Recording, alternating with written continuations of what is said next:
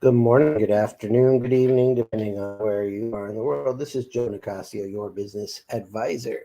And today I want to talk to you about the Champions Creed. And this is a really important topic because, I really believe that marketing and sales go together. But when you first get started, maybe you're really in that sales mode. And sales is one of those things that you do where you intentionally put yourself in a position to actually be rejected multiple times a day, and it could be real challenging, picking up the phone and cold calling people.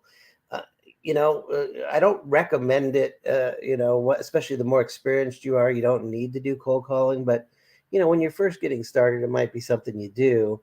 And it's just, if you're putting yourself in a position to hear no, he's like, "What, you interested in my stuff? No. You interested in my stuff? No."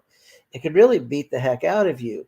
And so this is why, if you don't get this handled, you're going to have a lot of negative emotions around sales. So let me share with you this thing I learned from Tom Hopkins. He's one of the, I've studied 19 different sales systems. I've been through 19 different sales schools. So I've learned a lot about selling. So let me share this with you real quick here. Um, this is what's called the Champions Creed, and it says, "I am not judged by the number of times I fail, but by the number of times I succeed. And the number of times I succeed is in direct proportion to the number of times I can fail and keep trying." Maria, one more time. "I am not judged by the number of times I fail, but by the number of times I succeed.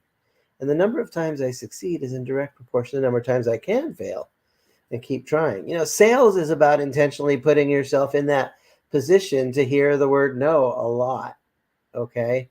Um, but we are not judged by the no's that we hear. We're judged by the yeses. The yeses is where we get our successes. Hey, that rhymes. Our yeses is where we find our successes.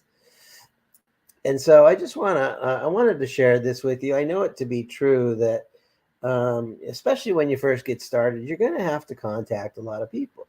You're going to need to knock on doors, pick up phones, go to networking events, and talk to a lot of people. And you know what? Most people are not your clients. Most people are not the people that are going to buy from you.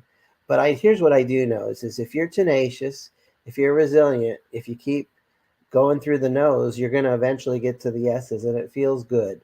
It feels yummy when you close the sale. Feels yummy when you serve a client. It feels yummy when somebody's life is better because you came into your world. So, look, here's the deal.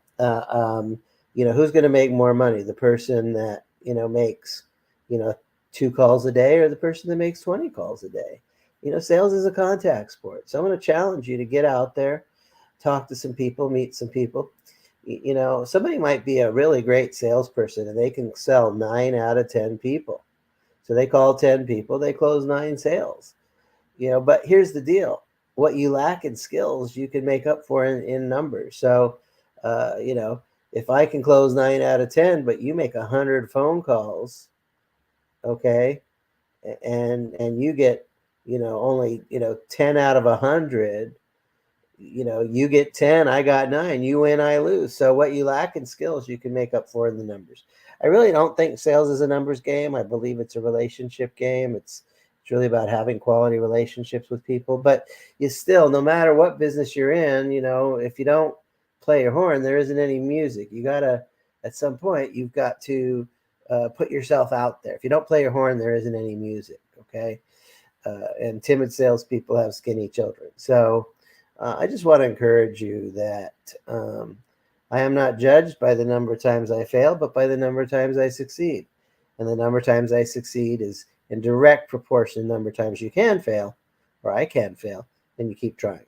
So get out there this week, connect with people, and I promise you, if you talk to, a good message told often enough will eventually land on good people. You're a good person. You're doing good work in the world. I hope, if you've got good to serve people and you talk to enough people, I promise you, a good message told often enough will eventually land on the right people.